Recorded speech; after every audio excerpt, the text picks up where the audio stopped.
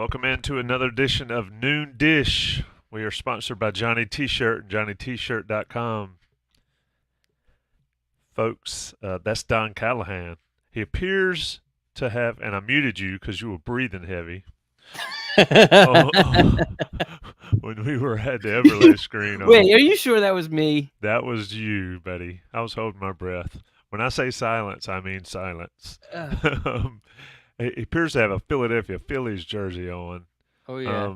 Which is a capital offense in this parts. Well, we're not in Atlanta.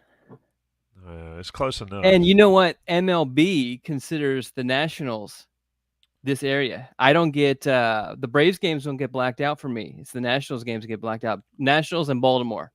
Well, it is it's kind of like the SEC Big Ten question. North Carolina goes south, and we go south to Atlanta. I mean, MLB has a lot of money invested to make those decisions, and they said and plus the Nationals are what, 4 hours away? Atlanta is like 6+ depending on where you live. Yeah, I agree with that. But the Nationals aren't any good, and the Braves are. Yeah, they're not good. But I'll tell you, the Nationals are actually could be good in a couple of years. They have some good farm guys, but people aren't here for baseball talk. Well, actually, I do kind of want to ask you about the ending of that game the other night. I guess last night or whenever it was. But, 2 nights ago. 2 nights ago. But I won't get you fired up. Don is one of those ones. No, it was a kick in the nuts. I mean, it's not gonna get me fired up. It was just an absolute like ostrich kick in the nuts. I bet you Kyle Schwarber doesn't get doubled off like that. Well, so so there's some Phillies fans who get mad about Harper, his aggressiveness on the bases. I'm never going to get mad at aggressiveness on the bases because so many things have got to go right for the defense to double you off or throw you out or whatever the situation is. And more times than not, his aggressiveness gets the Phillies an extra base. Right. But if you're going to be risky, it's going to backfire at times. So I don't care about that. But Schwarber, yes, pisses me off. Pissed me off in the Marlins series. There was one sequence where he came up the beginning of the first game, hit a single, Turner hit a double where everybody else would have scored from first on. Of course, Schwarber didn't because he's slow. And then they pop out in right field. Anybody else would have tagged and scored there, but Schwarber's too fat and slow, so he couldn't. Get it out. You've got about. But there was another sequence I won't get into either. That Schwarber leading off was a huge mistake. And I don't hate Schwarber. Just to be clear, don't hate Schwarber. I just hate that he leads off. But let's go. Let's go into the UNC talk. Yeah, I was going to say, Don doesn't want to get fired up. It doesn't fire him up. Then he commences to get fired up. Shout out to the folks joining us. That is Buck Sanders has an hourglass. I don't know where this came from. It's like 30 seconds. I hold it up when Don's running too long. Don, you're in a new area. It's my bonus room. Somebody said I got kicked out of my man cave. Well, they need to know that you live in a mansion and you have so many rooms and you got to use some of them. If you haven't been in them for a couple of weeks, and that's what this is, I think. Yeah, and see, I've got a more comfortable chair here. In my man cave, I sit on a drum stool, like you use for a drum set. So anyway, I hear your phone blasting off, so let's get into the chat MVP from last week or 2 weeks ago. Who was it? You got your notes? Yeah, so I'm looking at, John Thorpe is who I have down, and I was trying to pull up last week to kind of refresh my memory. These every other week things, I just completely forget what happened last week, so I'm glad I wrote down John Thorpe was our MVP. Is John in here? I don't see him yet, but I see Sean Crawley. John, if you're listening, hop up and claim your prize. You get a one-on-one with Don Callahan to talk Phillies baseball. top 5 this week, and top 5 will be sponsored by Congruity because they've got 5 ways to help your small business. Our top 5 after the break will be, what did we say? Top 5 cookies. Yes, we'll do top 5 cookies. Are we going? I'll throw a wrinkle in it. Are we going top 5 store-bought cookies or top 5 homemade cookies? Ooh, let's go store-bought cookies. Okay. So top And then five. we can always revisit it and do homemade cookies. Okay, so let's go top five store bought cookies, and somebody's gonna pop up with some thing we've never heard of in these Yeah. parts, but it'll be fun.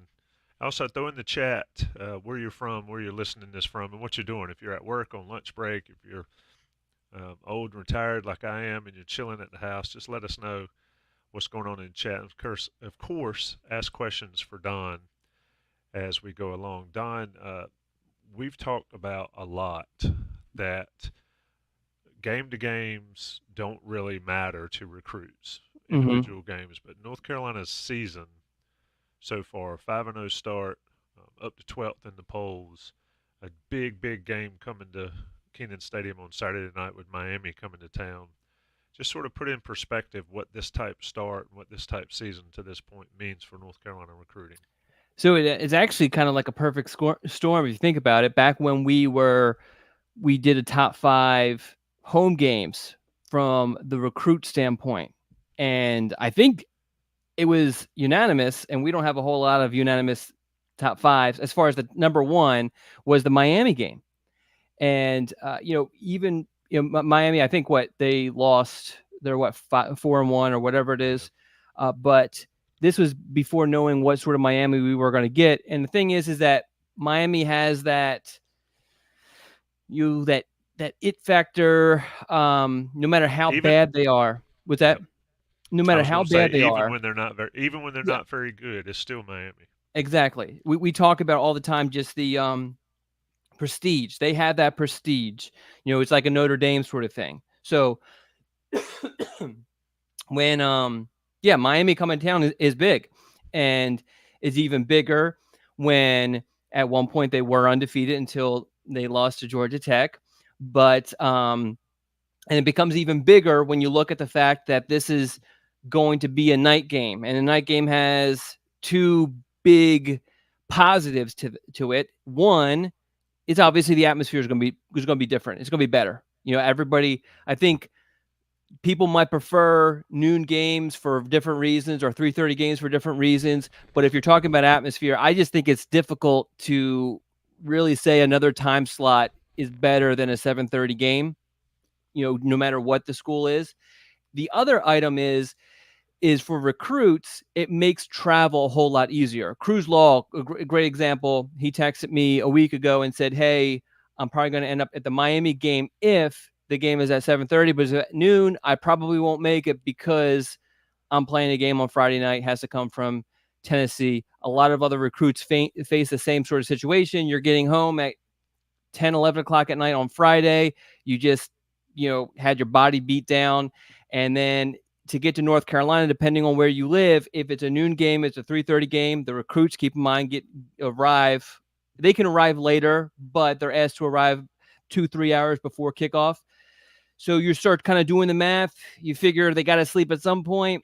It makes it difficult if it's a noon game. If you're coming from Georgia, where North Carolina recruits heavily, or Florida, where North Carolina recruits heavily.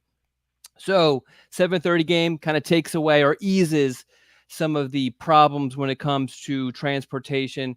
So yeah, and then, but really more than anything else, the game, the attraction is UNC versus Miami, and we'll have a list, a comprehensive list later on in the week, like we always do, kind of leading up to it. Steve Wiltfong, though, put out a list this morning, tapping into his sources, and the big name there is David Sanders. But to answer your question, such a game like this is huge. It's going to it allows like a kid like David Sanders to say, okay, this is the game I'm going to go to.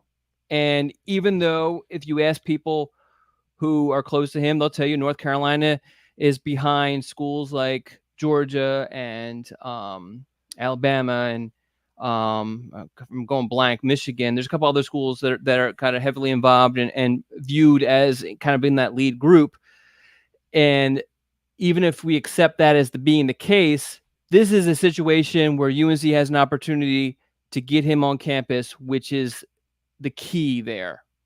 Yep. So just refresh folks' memory that are in the chat or listening to this who David Sanders is.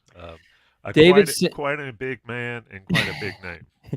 yeah. So for the 2025 class, depending on the rankings, he's in the top 5 in the nation, period. And regardless of position, regardless of what state he's from, a lot of the rankings at one point or another had him number 1 or number 2. I don't know what he is off the top of my head right now. He's a 5-star guy. He's that, franchise left tackle, blindside protector sort of thing.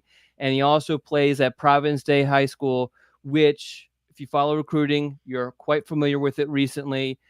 Jordan Shipp is committed to North Carolina, plays there. A bunch of other guys North Carolina has recruited the past couple cycles play there. There's another offensive lineman that's a 26 offensive lineman North Carolina has offered from there. So it's a big time school.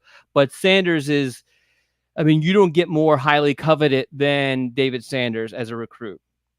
So without giving away, and this is another reason to be an Inside Carolina Premium subscriber, Steve Wilfong has done some work, and you can find his work on Twitter, but Don's work is at Inside Carolina and be out later in the week. Don, it's safe to say that this is a pretty big weekend. You mentioned getting Sanders on campus. How much, the game, of course, itself, they're talking about weather. People are already fretting about the weather. How much does game-to-game recruiting visits matter? Like, how much does the outcome of this game matter for those guys that come on campus? Is that a thing? So winning is only going to help. But if North Carolina beats the snot out of Miami on Saturday, it's not automatically going to get David Sanders. I think to be honest, and this is going to sound crazy to people, I think you'll make more of an impact on recruits if you lose an absolute thriller, like a back and forth game where you lose at the very end, than if you beat the snot out of Miami and just completely kill the atmosphere. And I know that sounds strange, but if it's a boring atmosphere and the kids are staring at their phone the entire time and kind of goofing around, not really paying attention, not really soaking up the atmosphere, I think that hurts. Now, first and foremost, getting those kids on campus is huge. For those who follow me for a long time know that the one I feel like element, because there's not a whole lot we can kind of grab onto when it comes to recruiting to try to predict where these kids are leaning, where they may go, and that sort of thing. But the one item we can kind of grab onto are visits. And if you look at visits, the more a kid visits a school, the more likely they are to end up at that school. And if you look at just kind of through the years, where do kids go? Are there exceptions? Absolutely. But the schools that they visit most is the key. So getting Sanders and kids like him on campus Saturday is just a huge victory in itself. And then, obviously, if you win, it's going to only help.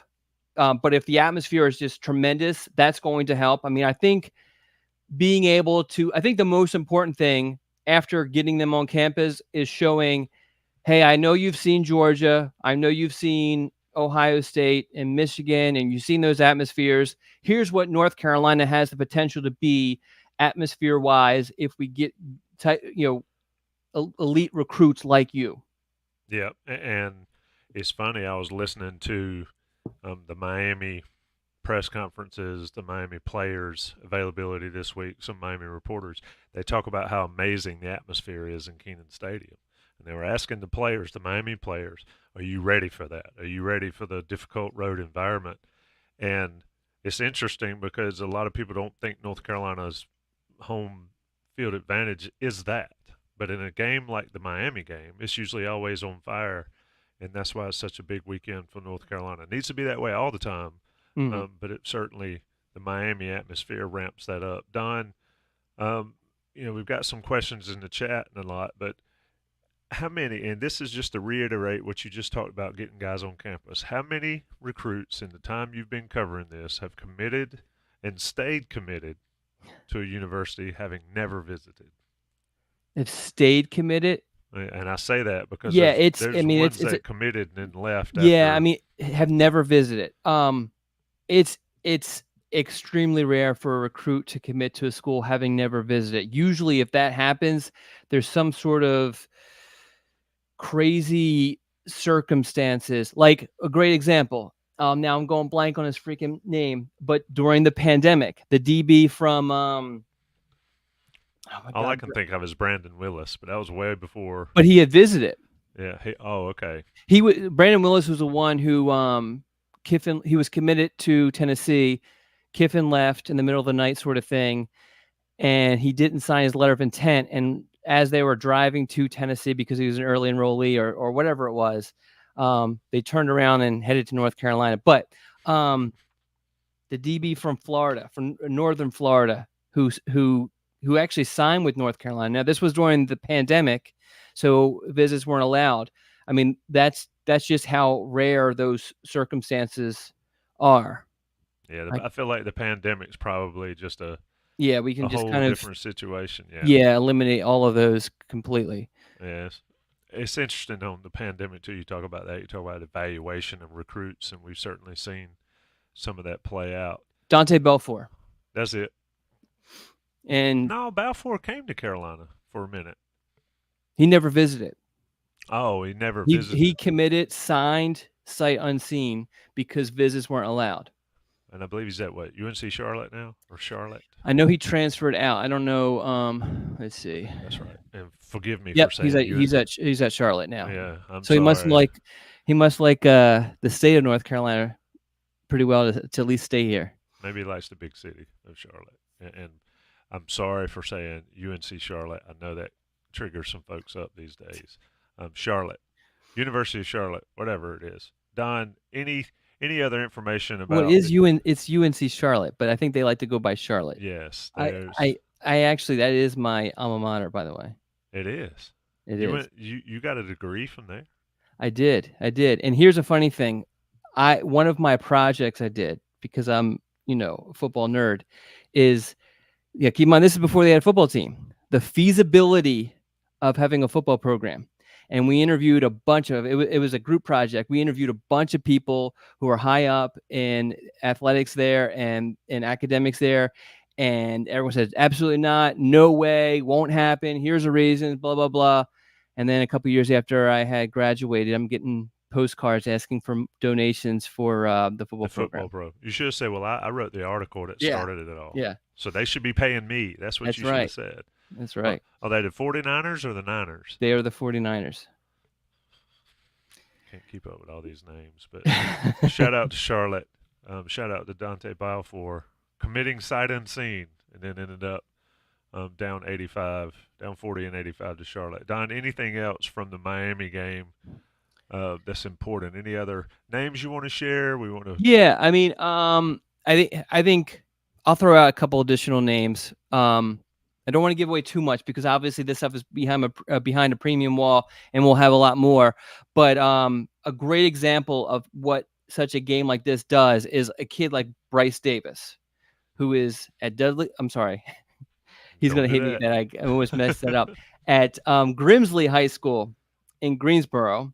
So immediately you think Alex Taylor, Travis Shaw, all these other kids in North Carolina's recruiting. But for some reason, he has visited North Carolina, but he has not visited North Carolina nearly as frequently as his current and former teammates have, which has many close to him kind of assuming that this is a kid who is kind of thinking about heading out of state. And so this, I believe, will be his first visit to North Carolina in about a year, which, considering, his 26 quarterback, Faison Brandon, visited last week, has visited a ton. His team played in the 7-on-7 at North Carolina, and Bryce didn't join them there for that back in June. So this is pretty significant to get him, but this is what, a mega matchup will do, is get this sort of kid on campus and try to get things back on track with him. And there's a bunch of out-of-state guys that kind of fall into that category too, like London Merritt, who actually his parents are from Chapel Hill, but they moved to Georgia. He's a kid, lives in the Atlanta area. He's at Woodward Academy. He's an edge rusher. This is a big-time guy. He camped at UNC last summer, not this past summer, last summer, and then just absolutely blew up and has been visiting all of these national powerhouses. hadn't made it back to North Carolina, even though his dad and in London himself told me that that making it back to North Carolina was one of their plans. I had kind of written him off, just kind of assumed, okay, this is a kid in Atlanta. He's going to end up at an SEC school. But, you host a big time matchup and you get a kid like that on campus, you just never know what can happen. That's a solid program too down there. Yeah. Yep. Big time. I mean, you remember from the Showtime camp, I mean, they had a couple of kids there. He's not the only one that North Carolina's offered from that program. Yeah. So something to watch there. It matters. It matters being good. It matters being on national television. It matters playing high level ball games.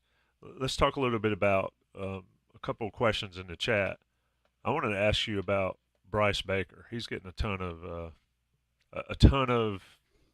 I guess, hype. I don't know if it's hype because he's really good. Just sort of update folks listening on his season thus far, and sort of the accolades or the notice he's getting on a national scale.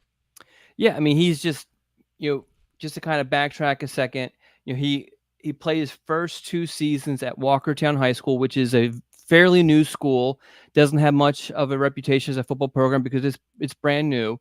And so to kind of help his profile, he transferred across the county to East Forsyth High. And those who are fans of in-state high school football know that East Forsyth is a program that consistently produces players that go on to play college ball. Todd Woolert has been there a very, very long time. I can't remember a time where Todd Woolert wasn't there. So this is, I don't know off the top of my head how long he's been there, but it's probably 15 plus years, but they've won state championships. They've competed for state championships. So Bryce decides to transfer there, and it was absolutely a great move. And I was trying to pull up his stats as we speak, but the one thing that popped in my mind, because I check these box scores every weekend, is that he's on a 3-game, 3-touchdown streak currently, meaning he's thrown 3 touchdown passes at least in the past 3 games. And all 3 of those games have been victories for East Forsyth. So, I think East Forsyth is definitely going to challenge for the state championship this year. And a big part of that is Bryce Baker being added to that roster.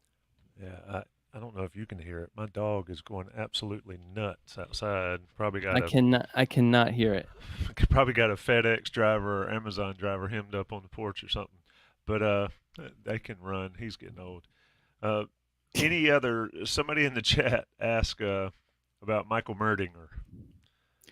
Got any word on him? A lot of people always want to know about the quarterbacks, and of course North Carolina becoming quarterback U a little bit with Sam and Drake. That's our Steve Brown, who looks like Mike Pence. So just before I get to that, hopefully Steve's not getting offended. Bryce for the season is completing 66% of his passes for 1,688 yards and 19 touchdowns. And so he's not a big runner, but he has carried the ball 20 times for 134 yards and 2 touchdowns on the ground. He's definitely more of I will run to keep the defense honest, but I'm going to sit back here and I'm going to throw the ball. But Merdinger, yeah, I mean, the numbers aren't great. The film is okay. I think the problem is with Merdinger is there was a lot of hope that he would kind of just absolutely blow up this season, because his situation, for those who haven't followed it, he's been a backup up until this season. But in that backup role, he actually did start a game, but and then obviously came in certain situations for Colonel Gibbons, which is in South Florida, and has shown a lot of promise in those opportunities as an underclassman. But for whatever reason, this season, things haven't been clicking as much as people think. And some of it is the expectation was it's going to be a blow-up season. So really, unless it's a blow-up season, he's going to fall short of expectations. And that's what we're kind of seeing. But, his numbers aren't great. As I said, he's only completing 53% of his passes.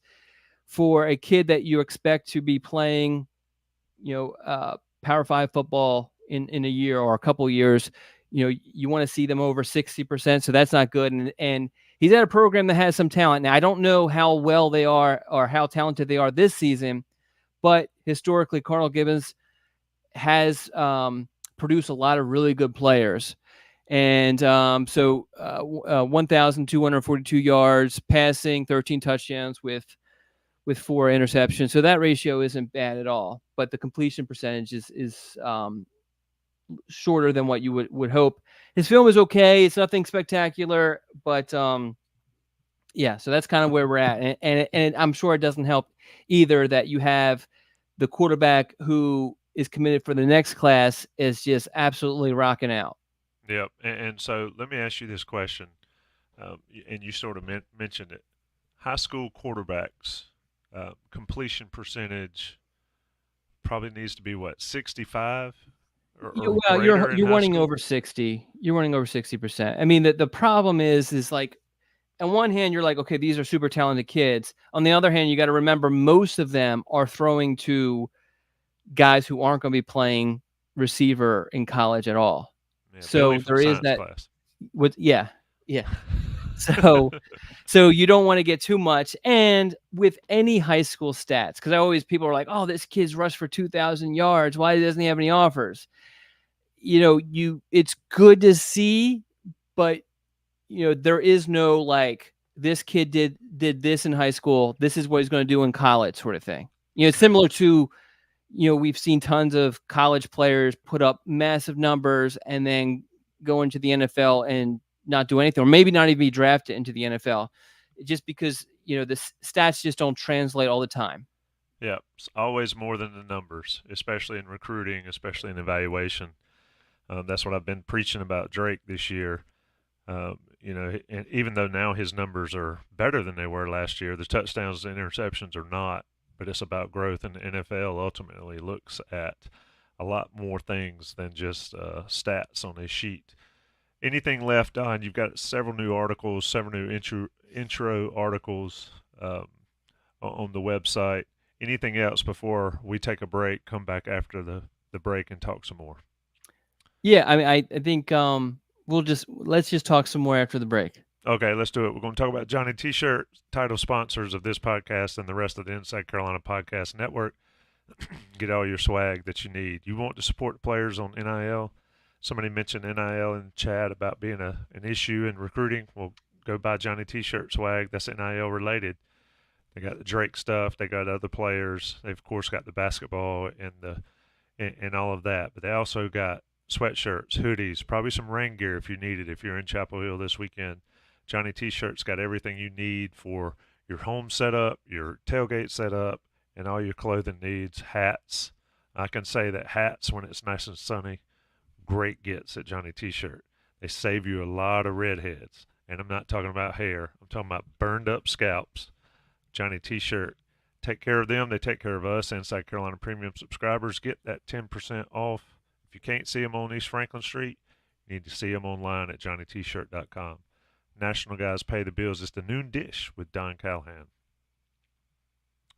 Okay, Don, I really want to get into the cookie section because I'm hungry, but what's next for North Carolina on the recruiting trail, and how much more did this season, aside from the Miami game, how does this season's success or failure at this point, how does it affect the class? And is it more of a 25 class, 26 class, or where are we here as North Carolina's rolling?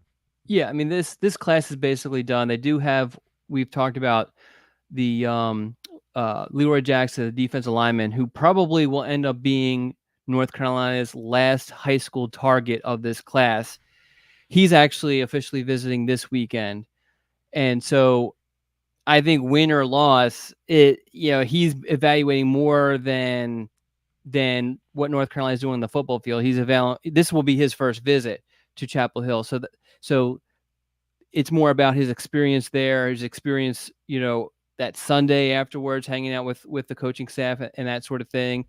That Saturday before the game, with that experience, like his conversation, that sort of thing.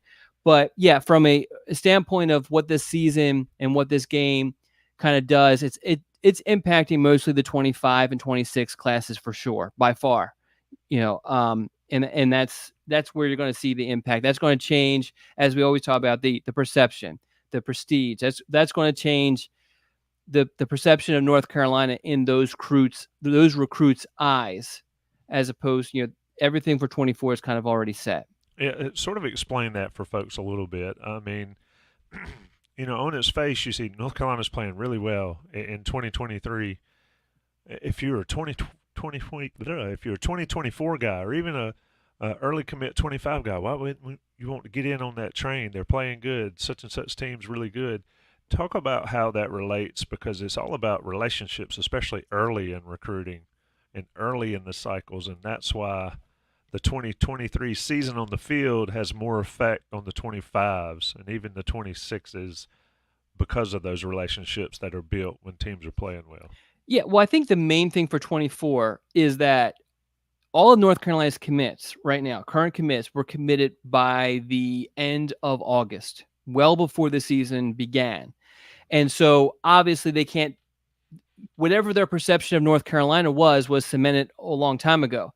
Now you might say, okay, maybe someone else wants to jump on the train, sort of thing. The problem with that is that North Carolina isn't the only school that has all or nearly all of its commitment list locked in. So who's kind of left? Now, if we look at last year when North Carolina needed to fill some remaining gaps in their recruiting class, what did they do? Well, there wasn't just these magical kids who appeared out of nowhere who no one was recruiting. There were some late bloomers, but you think about it, they went and they poached off of East Carolina's commitment list, stole 3 kids committed to East Carolina to add to its class. And that's what you kind of see.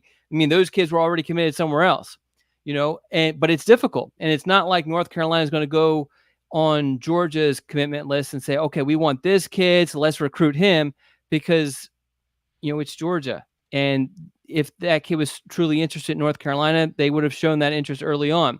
So yeah, it's just the calendar has already, the calendar has it where basically the class is already done before the season.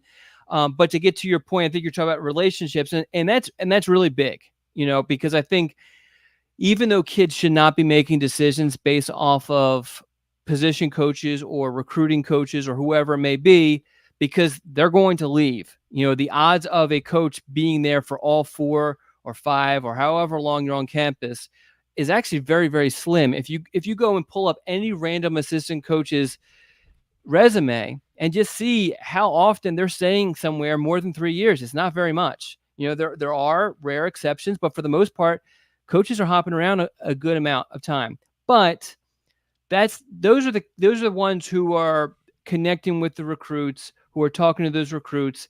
And, this is more anecdotal than actual like hard evidence. But for me, it just seems like the coaches who have great reputations as recruiters, those coaches end up getting a lot better recruits. Lonnie Galloway, who I feel like is North Carolina's best recruiter, compare the recruits he has helped North Carolina sign compared to any other assistant coach North Carolina has had underneath Mac Brown, and it's not even close. So those things do matter with the relationships for sure. Let me ask a few questions. And of course, we're talking with Don Callahan on the Noon Dish, certainly sponsored by Johnny T-Shirt. Don, we answered that one from Steve Brown. Here you go, Carlton Vanoy. How much does it matter with 5-star guys when everyone seems to think we are behind on NFL money or NIL money? And we being North Carolina. I think that might be a little overrated when it comes to North Carolina as far as the behind part. But Don, your take on how you've seen NIL become a big factor in recruiting? If we're being honest, there are certain kids who are going to go to the highest bidder. That's just how it is. Yeah. The problem is it's hard to say how many of those kids exist, because there's just not the numbers, the facts just aren't readily available or aren't available at all, to be honest. So it's hard to say. But, Mac has, and from everything that I know, I believe this to be true, but Mac has said that North Carolina's approach is, hey, if you want the NIL money and that's all you care about, this is not the spot for you. We're preaching the fact that you're going to get your quote unquote NIL money in a different form by graduating from North Carolina and using your degree and using the network that the University of North Carolina has in place. And you will get paid here. We're just not going to guarantee you money. There are things set up, and this is what Drake May makes, and this is what all these other players make also. And so the potential is here to make money. We just can't guarantee it to you like some of these other schools are. And you can't. They're not going to guarantee you something you hadn't earned. And these high school guys going to places and think they're getting a bag. Unless you get the actual bag, you might want to take it with a grain of salt at times. Anyway, it's just that NIL deal is just I don't know what to think of it, and we're deep into it now. Yeah, it doesn't feel right. So I agree with you. And then on top of that, you really end up having others who aren't directly involved with these schools, even though some schools are definitely, even if a school's breaking the rules and kind of talking to these collectives like they shouldn't be, they still aren't making the final call on a lot of these decisions, if you think about it. Yeah, so somebody else who doesn't have all the information is. So it's not a great, the way things are set up right now, it's not great. Yeah, and I've seen some NCAA proposed legislation. I think I read that maybe let schools get more involved directly in the NIL aspect of it. I don't know. Who knows? Steve Brown, he's going to get 2 questions, and he might get MVP. Bryce Baker is a great student. Could he reclass? I've not heard that at all, but Don? I don't know. I would assume what I know about high school students and classes, having some of my own, I would assume that if you are a good student, that you probably have enough credits to do that. I don't know if that's not something that I've ever heard being brought up. But from all I've heard is that Bryce's focus is just graduating early, which would be not this December, the following December. But I'm sure if that's something he really wanted to do, I mean, I'm sure he could do it, and he probably is not that far away from doing it. But I just not heard that is something. It's not something that really happens very often, to be honest. I think missing that last part of your senior season for a lot of kids is big enough. To miss your full senior season is tough. Yeah, and I mean, reclassing in football is a little bit different animal than reclassing in basketball. Of course, North Carolina has seen.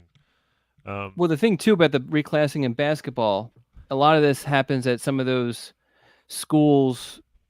I don't want to disparage anything, but some of these schools that you don't have the school experience. You know what I mean? Yeah. Am I making sense to you? Yes, I understand. But Carolina also has a reclass on the roster, basketball roster this year as well. And Elliot Cadeau. Let me ask you a question. Carlton's getting in another one, and I'm going to answer this one because this is more of a team question. And I remember from you go ahead, Tommy. You rock on with your bad self. Well, I'll be glad to let you answer it too. But should we read anything with the lack of playing time for Harold last week? Seemed like a spot to get him meaningful time in the fourth. Mac Brown's, I think he referenced it on Monday. Drake May's not coming out of that game until that game is over one way or another. And when you see things happen like at Georgia Tech, Miami, when you see things happen like at Baylor and UCF, and just ridiculous comebacks by teams, there's a time and place for backup quarterbacks to get reps, but you got to make dang on sure you win the ball game. And Harold got some time and had a couple throws in there. Which goes to the other question: is North Carolina's quarterback next year on the roster? We'll see. It's a long, drawn-out thing. Here's another question that sort of spins off of that. I'm doing a good job segueing into this. You are, Tommy. You're on fire. Tar Heel Paul says, I can't talk though. Does the success this year positively affect the portal? I assume so. How how does game by game, season by season affect portal recruiting, Don? So I know you don't like this answer, but I really think it's Case case by by case. case because so look at this. Let's say hypothetically, I am not. I understand that Drake could potentially. The odds are of Drake leaving after the season are pretty high. I'm not in the group of thinking he's definitely gone and all this, but let's say that Tez Walker is in the portal or is going to be in the portal in December. Let's say forget about Tez Walker now. Let's say he waits until this year to go out. And then you have Drake May leaving. I don't know if North Carolina gets Tez Walker in that situation because I think Tez Walker was a big selling point. Because I think if you're a receiver and that your mindset is for Tez was I did really well at Kent State. I'm on NFL draft boards. Now I want to push myself up higher on those draft boards. How do I do that? I go to a situation where they have a set quarterback in place that's going to throw the ball a lot. Now, that obviously Drake had a really good season last year. And obviously the offense in place. So that kind of connects to that, if that makes sense. You know what I mean? Yeah, I If mean, you I think let me take it to this year. Let me ask you, how many offensive linemen do you think North Carolina is losing after this season, yeesh, roughly? just on its face, probably 4 or 5, Yeah. 6 maybe. So if I'm a running back, that might not be super attractive to me. Just to be in the offense, is probably more pass heavy than I would like, unless I'm a receiving, a guy who wants to catch the ball a bunch too. But that might not be appealing to me. Not that North Carolina's in the market for a running back at all, but I'm just kind of just lay out scenarios, realistic scenarios out there. Yeah, I mean, the thing about portal recruiting versus high school recruiting is high school guys know or should know that it's a process. Mm-hmm. You're not But going they to don't. come in. Yeah. Well, they don't, but they should know that Yeah. you're not going to come in and be a stud day one. Mm-hmm. Rare is that occasion. But portal guys, especially guys that are grad transferring, they've got 1 year left, Mm-hmm. 2 years tops with this COVID mess that's still floating around. They want to go to a situation where they're going to have some success and get those names out there and all. And rightly or wrongly, the better teams get more press, more publicity. You get Mel Kiper in the draft, folks talking about you more if you're on a big time team. So that's the difference here. Um, and I think having a quarterback like Drake May certainly made a huge difference with Walker and Nate McCullum. Having a beast offensive line like you talked about would certainly affect me if I were a running back not named Barry Sanders, because Barry Sanders could run behind you and me blocking. Mm-hmm. And so those things, that's why immediate success for North Carolina this year, and not only doing well this year, but looking to be good next year matters on that portal side, because I'm not going to transfer from somewhere that's not any good to go play to somewhere that's not any good. I mean, that's Mm-hmm. not the goal here. Anyway, anything left on the recruiting side, Don? It's been a fun, spirited chat, and I'm ready to talk cookies, though, man. Yeah, yeah. All right. So real quick, so kind of getting lost in the fact of the Miami game. North Carolina actually did have some big visitors this past weekend. Yep. And one was Juju Wynn, which we ran a story on Monday. This is I was surprised they visited, particularly for the Syracuse game as opposed to the Miami game. But this is a 4-star kid from Georgia, has a gazillion offers. But so again, we have an update with him on Monday. And then there was a bunch of other guys who also visited over the weekend. We'll have updates with those guys in the coming days. Try to get this stuff out before the weekend for sure. But I talked to Weston Port, a guy that Guy, yeah. yeah. So he spent the weekend in Chapel Hill. He's from California. I think he's a high 3-star linebacker from California. Spent the weekend. Jarrell Boulder, which I ran the story this morning, in-state athlete. And there's a couple other guys that we have stories that will be up during the week. So Syracuse weekend was also pretty fruitful for North Carolina too.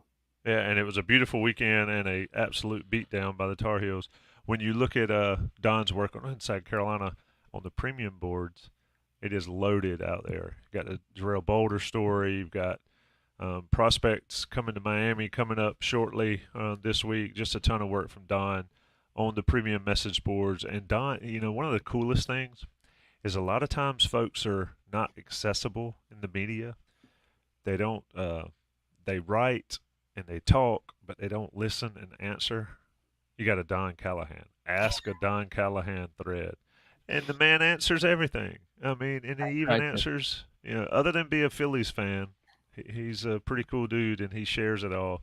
That's what the great Hey, we part. have the Flyers. Well, Hurricanes play today, and the Yeah, Flyers open their season tomorrow. I cannot believe it's hockey season I already. can't believe it either. Fun fact: talked to Jordan Stahl in the Bowles Lot parking lot Oh, really? a couple weeks ago. He and several other Hurricanes were down with the Sagasters. Shout out to the Sagasters and hope everything is as good as possible there. But I asked him, I said, man, do you ever get time off? And he said, probably 2 or 3 weeks during the summer um, where they just disconnect totally. But I mean, it just seems like they were just playing. See, And now yeah. they're So I starting. have a big problem with Jordan Stahl because he played for Pittsburgh for the longest time. Oh my God, man, you got to let it go. I'm following the money, Don. If I would play for the Phillies for the right amount of money, it would take. No, it's not. No, not about the money. Just the fact that he played for the Penguins. I know he played for another team. He had no, he got. No, but it's This the Penguins. He played for the Penguins. So you don't like Sidney Crosby? I hate Sidney Crosby. I think he's a. I can't say. I don't know what our rating was if we have to be G rated. What I don't have great Yes, thoughts for Sidney Crosby. even though I did watch it, and I mentioned this on the beat last night. I watched the Miami Hurricane offensive lineman that's got caught in all the memes, Mm-hmm. saying, "What are we doing? What are we doing?" He dropped the S word like 4 or 5 times in his press availability. I thought it was just classic Miami. He was a cool dude. Anyway, we're going to turn to the top five, folks. You still got a chance to get your top five cookies, store-bought cookies in the chat. But first thing we're going to do, and why it's important to talk about top five list. A, if you're hungry. B, because top five is going to be sponsored by Congruity. And you know that they're all about your mid-sized, small to mid-sized business. And if I can get my notes up here, I'll nail it on the read. But Congruity is all about handling business so you can work at growing your business. They take care of the biggest asset of your business. And what's that, Don? What's the biggest aspect? Your people. Your people. So his top five list. I don't even know. This wasn't rehearsed. I know, and see, Don's just nailing it. But why is this a perfect segment? The perfect segment for Congruity read. Why is the top five, Don? Because the top five is about the people. Yeah, it's about the people, but it's also Congruity has 5 major points that folks have to pay attention to. North Carolina based, right? Okay. Shop local. You can shop local with Congruity. They're national. They local presence, personal support, and Darren and Matt nail it with all that stuff. They empower your small business and your mid-sized business with HR and payroll outsourcing so you can take care of what, Don? Your people. They have top-of-the-line technology. Every stage of your business growth, they're on it with the technology. So you can do what, Don? Take care of your people. And they are obsessed with customer service. They become part of your team. They do all the heavy lifting so you can do what? Grow take care of your people and take care of the people. They transform your organization, and across the country they do that, but they do it right here in North Carolina. So do this if you're an Inside Carolina reader, watcher, noon dish, however you get it. congruityhr.com/Tar Heels to learn more about the company.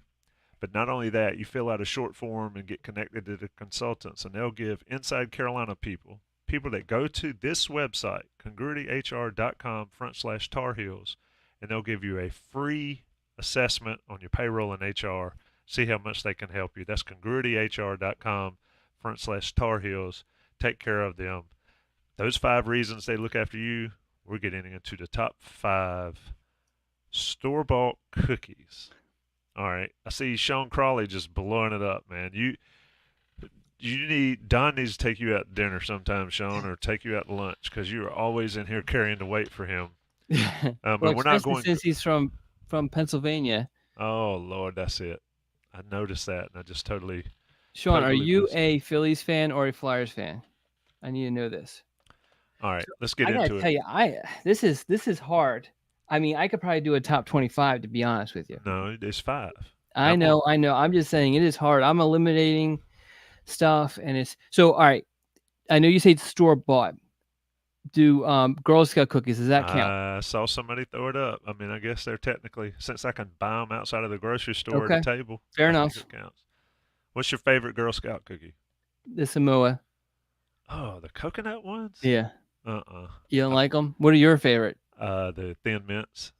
Okay. They stay in the freezer almost year round. You know, the store-bought versions, grasshoppers or whatever they call them. I even got the Food Line brand. Mm-hmm. Love some Thin Mints. Jordan Taylor throws up Oreos. 1, 2, 3, 4, and 5. Yeah, I mean, I guess there are 5 different kinds of Oreos. I've never really liked. I kind of like the white Oreos. My Vanilla. wife loves Oreos, so that's a big. I'm in trouble. I'm at the grocery store. Grab Oreos. So that's it. Don't get flowers. Get Oreos. Yeah, do not get flowers. Nutter Butters, Carlton Vanoy. I kind of like them. Not God, really we gotta. sweet enough. People need to learn how to count to 5, though. Let's go here. I'm gonna let you off the hook on that because I'm not gonna chastise the readers. Chips Ahoy. They have to be the crunchy kind. Whoever invented chewy store-bought cookies just had some stale ones that they repackaged. Nutter Butters, Petcher's Farm, Bordeaux, Gingerbread Men. Nope, I do not like ginger stuff. The fudge chips are good too. Petcher's Farm Milanos are really good. I like Yeah, those. God, there's so many different directions to go with this. I know, really, man. I just had me some Thin Mints before I came up here, and now I'm struggling. Chips Ahoy. This is Ansel Gamble. Chips Ahoy Nilla wafers. Love them, especially like the small ones Really? because they got a lot. I of don't crunch. mind them, but Oreos, golden Oreos. That's the one I'm talking about. And Nutter Butters. You remember when Pete Nance on the basketball team? They had the lemon Oreos. Wasn't a fan. Slee Rat. He's gluten free, so I would struggle. Thank goodness I've been blessed to be able to eat whatever junk I want without. The only recourse is fat around the belly and not some sickness. But gluten free Oreos, Girl Scout Caramel Delights, Nutter Butters, Chewy Chips Ahoy, the stale ones. Sorry, Slee, and Girl Scout Tagalongs. I like those as well. we're not going to agree, Tommy. You like Chips Ahoy chewy ones? Yeah, I love soft batch or chewy Chips Ahoy. I just think they're repackaged stale ones. Mark Kenton, Mrs. Fields. Let me tell you something. Yeah, especially if they're like warm. If you go to the mall and the Mrs. Fields has got them, I don't know what they're called, but they're the ones that have that chewy sort of fudge stuff in the middle of them. That's bad news. If they didn't cost like $5 a piece these days. M-Cam, Chewy Chips Ahoy, Fudge Grams, Pecan Sandies, Nutter Butters, Girl Scout Mint Chocolate. I would assume those are the Thin Mints, M-Cam. And then last but not least, Don's Philly Friend, Tagalongs. Nabisco originally made them before the Girl Scouts. All right, Don. Let's see if anybody chimed in. All right, you want mine? What is a PB cookies? Peanut butter. I like Nutter Butters though. I especially like the small ones. Hold on, I'm making sure anything pictured ready. Panera. Oh, so Panera makes what I always call a dump truck cookie. I think it's a kitchen sink though. It's got literally everything in it. It's like 900 calories. I used to eat it when I used to work at courthouse. All right, that's it. What's yours? All right, so mine, I just figured out. All right, so my number 5 for me is I just went mostly Chips Ahoy, although I can go like a bunch of different directions. But I went the chunky ones with the big chunky pieces of chocolate. Obviously, that's number 5. The Samoan cookies, Girl Scout cookies, number 4. All of these, or most of these, I guess I should say, maybe not the Samoan.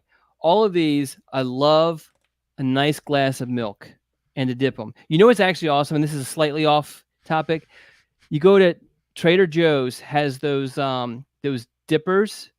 They're like this, maybe a little bit bigger than than a They have pencil. it's like a cookie dipped in chocolate Yeah. or something. Yeah. Those are freaking insane. Anyway, all right. Number 3, Chips Ahoy M&Ms, M&M chocolate chip. Number 2, the Chips Ahoy peanut butter cup. We're shooting for a sponsorship here, folks. And number 1, yeah, please sponsor me. the number 1 soft batch or the chewy Chips Ahoy. I feel like they're kind of sort of the same. I just like the soft batch is your number 1. Yes, I love Can't. I love soft cookies. You know what's good. You know what I What's that? really like, and you know how me on my top 5 list. I'm all over the place. Thin Mints, the mini Nilla wafers, Petra's Farm, the Milanos, like dark chocolate Milanos. There's some in the pantry right now. I'll eat a Chips Ahoy cookie, uh, the crunchy kind. I need one more, Donna. I was writing me down a list. I'll go some Nutter Butters, I think. No. Fudge Stripes and Fudge Grams. Anything with chocolate, I'll eat, unless it's got coconut on it. But Well, anyway. so Toll House. Toll House. You buy the dough in the store. yes, and you just eat the dough without cooking it. Yeah, I even if rarely get them to the oven. yeah. No, it's more for when I do it. I do one for me, and then one to put on the pan. One for me, one on the pan. It's yeah. I mean, it's still a cookie, right? But I can't do the milk. I only like milk in cereal because I'm not like lactose intolerant, but I don't like drinking straight milk. Well, so the milk I don't do with the chewy ones, but for the crunchy, as you call it, the harder ones, I like the milk, but they have to have lots of chocolate, which is why I like the peanut butter cup ones, the M&M ones, and the chunky ones, which I probably could have just thrown all of those into one category and then added a couple other cookies in there, but it is what it is. Folks, I appreciate it. I'm going to go run several miles. Got an interview with a Miami beat reporter. Got to run off those cookies. Yeah, got to run off. Now I got to run at like 10 miles to burn off the bag of cookies I ate. But yeah, I love homemade cookies the best, but those are the store-bought. Shout out to everybody for dropping their stuff. Anything left on before we get out of here? We're actually on time this week. We are on time. Yeah. I think we covered everything. Just be on the lookout for a big weekend recruiting-wise for North Carolina, and we'll provide. Hopefully, it's good coverage. It is well, it'll be great coverage. But what does rainy weather dawn look like? It's when the rain comes down from the sky. No, what's Don wearing in the rainy weather? Oh, what am I wearing? So I will bring. I always have a poncho in my backpack. I try not to pull it out because it's more of a pain in the butt than anything. But I will bring an umbrella, and so yeah. You're the guy with the umbrella in Keenan Stadium. Well, you're not supposed to, I think. Exactly. Yeah, you get run out of there. But so usually I don't. Now to be completely, I don't mind getting wet at all. My concern is my camera, because I actually did break a camera, an Inside Carolina camera, because it was actually like, it wasn't Indiana, maybe it was Colorado or someone a while ago. It was raining, and I took pictures, and my camera got a little wet. It was working, and then when I got home, I remember going in the living room, and I heard this clicking coming from my dining room. I go to my dining room, and my camera was just taking photos. So I turned it off and never turned on again. I took it to a camera shop, and they told me it was gone. Nothing we could do. Should put it in rice. Should have thrown it in rice right when you got home. Isn't that how you fix everything that gets wet? I guess so. I've never done it, but that is Don Callahan. It's been the Noon Dish, sponsored by Johnny T-Shirt and Congruity. Congruity HR or congruityhr.com/Tar Heels for your free assessment. Shout out to the folks that joined us. Like I mentioned, content for the rest of the week. Greg Barnes and I have a next level with Chris Stock from Inside the U. That's always a fun chat with Chris. That'll be up tomorrow morning. Jason Staples and myself Thursday night, 9 o'clock live for the Game Plan podcast. Be sure to check out all of Inside Carolina's content. Taylor Viplis will have his insider rundown. And then, of course, the coverage at IC Live ahead of Miami, North Carolina. Huge game, huge recruiting game for North Carolina. We'll see everybody, I guess, in a couple weeks on the Noon Dish. Thanks, Don. Thank you, Tommy.